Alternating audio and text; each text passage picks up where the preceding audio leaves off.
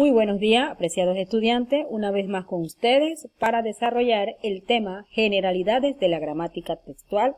Les saluda su profesora Daira Martínez. En este tema vamos a abordar lo que es la inferencia, la cohesión y coherencia, los mecanismos de cohesión, la proposición, oración y enunciado y la progresión temática.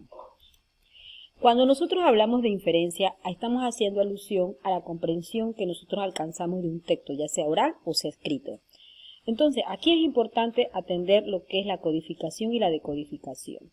Entender que la codificación es cuando se construye un mensaje, ya sea de forma oral o de forma escrita, y la decodificación es cuando nosotros captamos ese mensaje y lo interpretamos.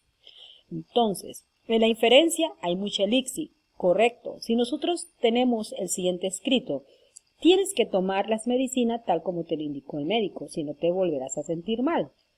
Observamos, tienes que se le dio el pronombre, pero nosotros a través o en la presencia del verbo, nosotros podemos identificar cuál es el pronombre. Tú tienes que tomar la medicina, como te lo indicó el médico, si no te vas o volverás a sentir mal. Entonces, ¿qué se le dio allí? La razón, la causa, la relación de causa, porque si no lo haces tal como te lo indicó el médico, te volverás a sentir mal.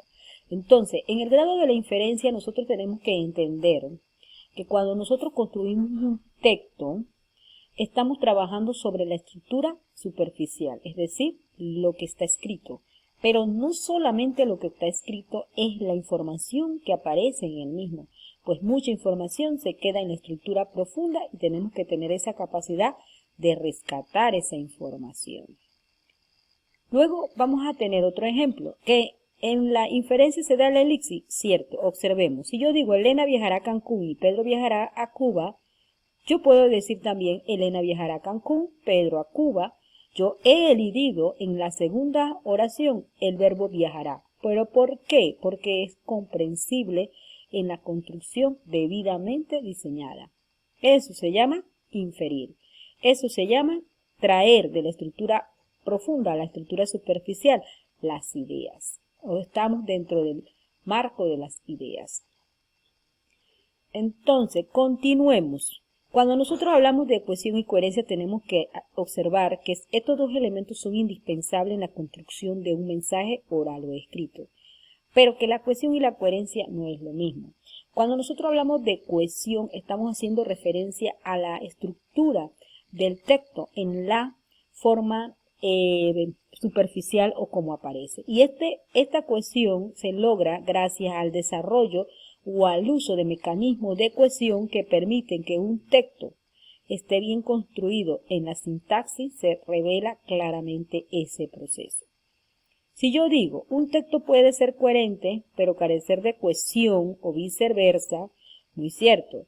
Yo tengo aquí, Ana fue al cine y a la playa. Aquí hay un grado de cohesión, pero ese grado de cohesión se puede alcanzar mucho más. Si yo digo, Ana fue al cine y a la playa, entonces ya he elidido el verbo y el nombre o la persona que ejecuta. Si yo digo, Ana fue al cine y a la playa, eso es estructura superficial. Pero en la estructura profunda, ¿qué es lo que hay? ¿O qué es el mundo de las ideas? Lo que dice es, Ana fue al cine y Ana fue a la playa. Pero si yo digo esto, el texto no está totalmente cohesionado. Para que un texto esté cohesionado, uno debe evitar repetir y repetir lo mismo. Si yo digo la coherencia, un texto puede ser cohesivo pero no tener coherencia, como el siguiente caso que abordaremos. El elefante le hizo toda la comida a los funcionarios del hospital. Este texto tiene cohesión, pero no tiene coherencia, pues el elefante no le puede hacer la comida a los funcionarios, en todo caso sería un cocinero.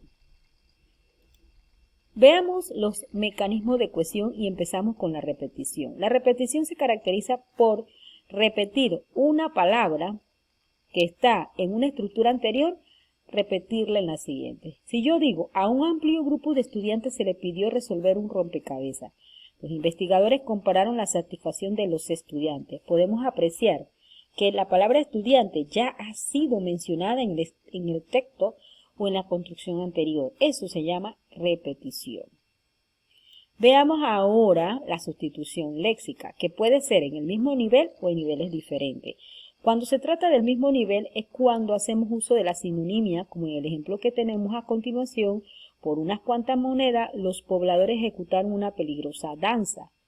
Cuanto más dinero reciban, más riesgoso se torna el baile. Observamos los elementos marcados en un color distinto y vamos a observar que tenemos el sinónimo peligrosa con riesgoso, danza con baile.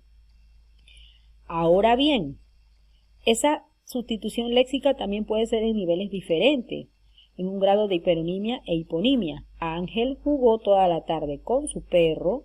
Esto lo hacía feliz a él y al animal. Entonces allí tenemos la relación de hiperonimia, donde un perro es un animal. Pronominalización. La pronominalización se caracteriza por el uso de los pronombres a la hora de cohesionar el texto. Para no repetir el nombre, usted puede hacer uso de un pronombre. Veamos en los casos que se presentan a continuación. Regresamos al interior por la escalera principal, con pisos flotantes, con pasos sueltos en madera, subir al área familiar. Aquí está la habitación principal, donde se mantiene la uniformidad en los materiales usados en los revestimientos de cielos, paredes y pisos, lo que contribuye a darles elegancia y carácter.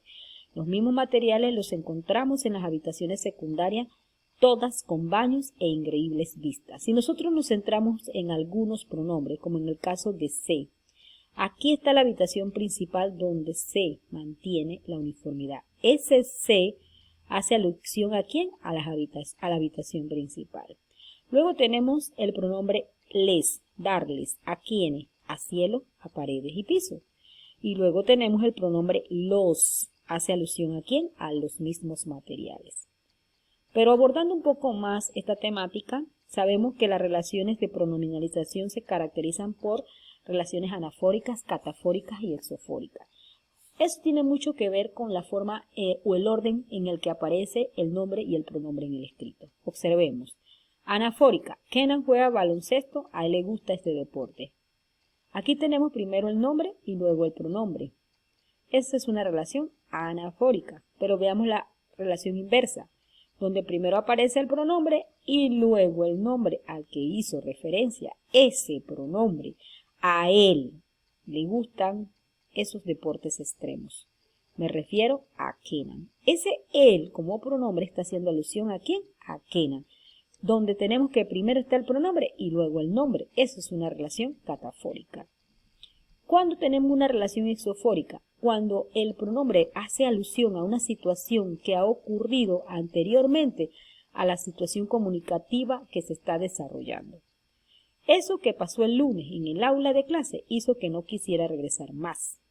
Ese elemento o ese pronombre está haciendo alusión a una situación pasada. Eso se llama pronominalización. En pronominalización, una relación exofórica. Luego tenemos el siguiente mecanismo de cohesión denominado la elipsis. ¿Qué es la elipsis? La omisión. La elipsis se puede dar en dos grados, en tres grados, nominal, verbal u oracional.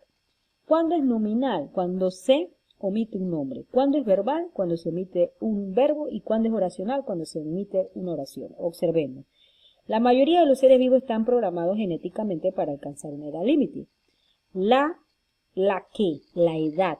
Allí hay elipsis nominal. La edad de un protozoo está calculada en 7 días.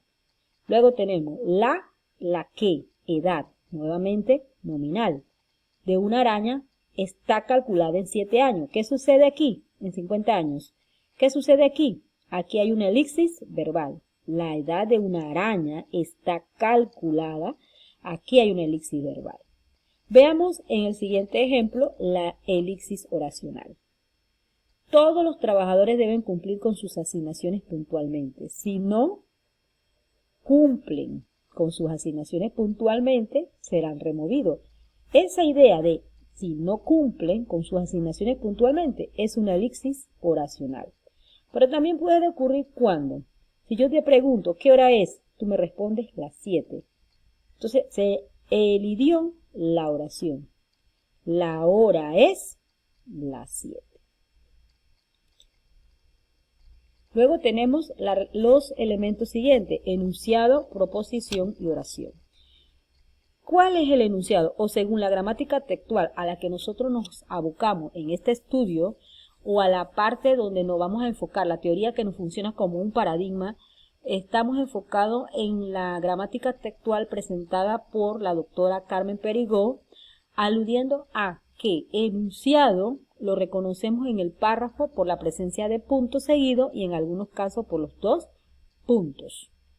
Que la proposición es la estructura profunda, lo que nosotros inferimos, y la estructura superficial, lo que materializamos, como hace un momento les hice mención del mismo. Y la oración lo reconocemos por la presencia de verbos conjugados, accidentes gramaticales. Aquí hay que estar muy claro, porque recuerden, jóvenes, y esto lo vamos a abordar con más detalle en clase, que los verbos conjugados son los que te permiten reconocer los accidentes gramaticales. Y que sabemos que cuando decimos, por ejemplo, jugar, no está conjugado. Jugado no está conjugado. Y jugando tampoco está conjugado, por lo que ni la forma del participio, del infinitivo o del gerundio pueden funcionar como verbos conjugados. Eso lo atenderemos en más profundidad en el aula de clase o en las aulas de chat virtual. Cuando nosotros hablamos de progresión temática, tenemos que ver la presencia del tema y el rema. La progresión temática es cómo avanzamos en la construcción de un texto. Allí tenemos tema, lo sabido, lo dado, cómo se conectan las ideas, y el rema, lo nuevo. Cada nueva oración debe incorporar nueva información. Esta información la abordaremos con más detalle en el siguiente video. Hasta luego, mis apreciados estudiantes. Ha sido un gusto compartir con ustedes esta breve exposición. Saludos.